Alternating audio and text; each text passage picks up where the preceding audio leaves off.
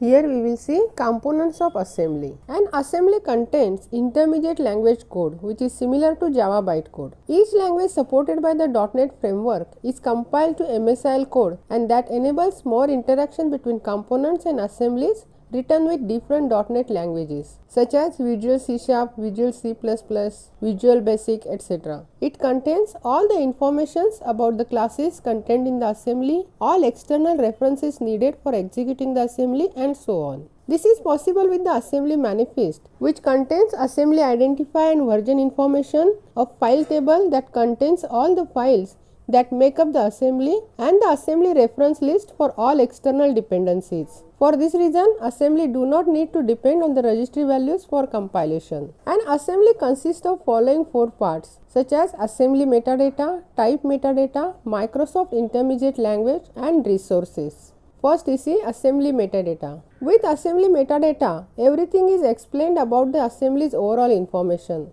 The metadata of an assembly can also be referred as the assembly manifest. The assembly metadata contains information such as the formal title for the particular assembly, the version number or build number, the favored environment for the assembly. This provides the originator of the assembly with a unique identifier. Here you also find a complete list of assembly's component files. That is, it provides complete catalog of all assembly references. Reference data is included for all exported classes, approaches, properties, and other components of the assembly. Next is type metadata. Type metadata describes the nature of an assembly. It can also refer to publicly available resources and types. Resources are things like picture files and other things the program needs to function properly. Next is Microsoft Intermediate Language. MSIL is essential to the ability of .NET to be used in any language. All programs are translated into the same machine-independent language regardless of the language used to write them. All the languages translate to the same MSIL. Features like encapsulation, inheritance, polymorphism, exception handling,